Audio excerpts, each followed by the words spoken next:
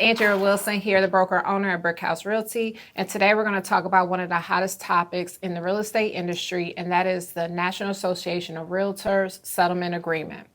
I have a couple of our agents here that's going to share in on the conversation. I'm going to let them introduce themselves. Hi, my name is Mark Wilson, realtor here in Cleveland, Ohio.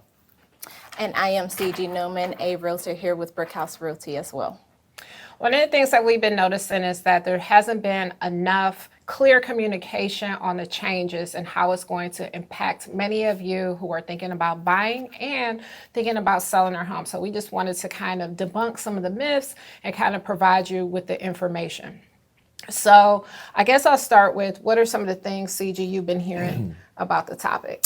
So there has been, what I would like to say, a lot of conversation about this new agreement that buyers will be required to sign, and honestly getting a little bit of pushback from buyers in terms of what that will look like for them. So I do think we want to take an opportunity today to talk about what it will look like for a consumer, understanding what they are agreeing to, and then also some of the methods that we as your representation will handle on the back end in terms of this agreement as well.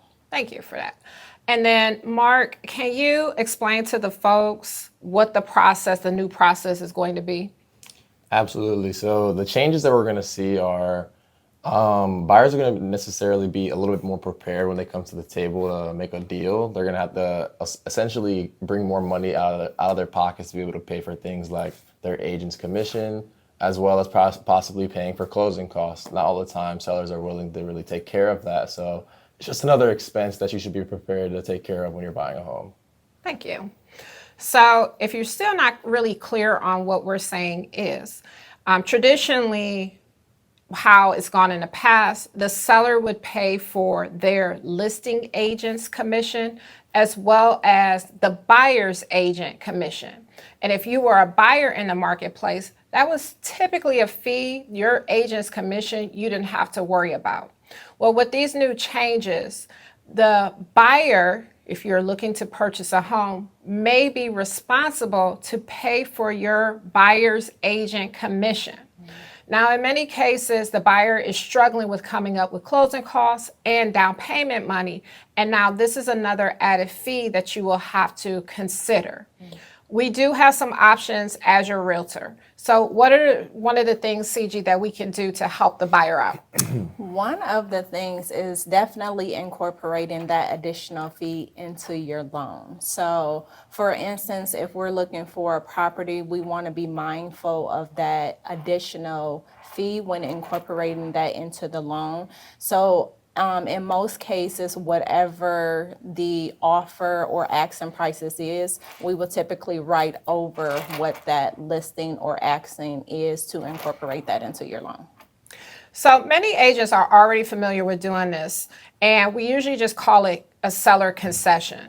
And so we already will have been used to asking the seller to cover a portion of the buyer's closing costs. Now, there are guidelines and limits to this depending on what type of loan type that you have. So there's going to be some restrictions. But in many cases, we're used to asking the seller to cover and offering some kind of concessions. So Mark, in the past, when writing contracts for your clients, what has been the feedback from the seller when you ask for a portion of the closing costs? So typically in the past, I've gotten a little bit of pushback from sellers. They don't always want to cover those seller concessions because they feel they're going to lose more money ultimately on their return when selling their property. So there's going to be a little bit of pushback, I think, moving forward as well. But we're going to have to just know, speak with your realtor, negotiate a little bit more, and we'll be able to figure it out at the end of the day. Thank you. So as you can see, it's not a guarantee that the seller is going to cover those concessions or closing costs. So as a buyer, you want to make sure that you have a seasoned real estate professional that's going to help guide you through this process to make sure that they write a strong offer. As one of them said, you oftentimes will write an offer over the asking price to kind of incorporate in that. Now, we do have to be conscious that this could go over the appraised value of the home, but we have some other options that we can make available to you guys. Are there anything else that you guys want to share with the listeners? So if you are a consumer looking to purchase in this market, I will highly suggest that you sit down, have a consultation so that you have a thorough understanding of the market that we're in, because that plays a lot in incorporating those additional fees and expenses, and also to be prepared financially to purchase a home. Now, with the changes that are going to be implementing moving forward, you do want to start saving a little more, having some money in reserve in order to present your strongest offer in this market. Anything you want to share with them? I think just communication, be able to communicate your plans and how kind of where you're standing financially with your realtor, just to not hide anything and just be very upfront about what you want to do and where your intentions are when wanting to buy a home.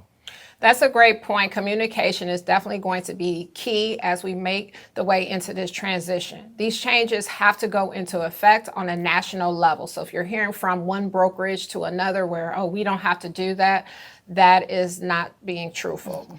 As of August 17th, we are required on a national level to be prepared to have our buyer sign a buyer representation agreement even before showing you a home. So don't be surprised if you're presented with some new documentation that you're unfamiliar with. And if, your mom or dad saying, well, I didn't have to do that. It's a new day and time in real estate, and make sure that you follow us so that you can stay up to date on all of these changes. Have a good day, guys. See ya.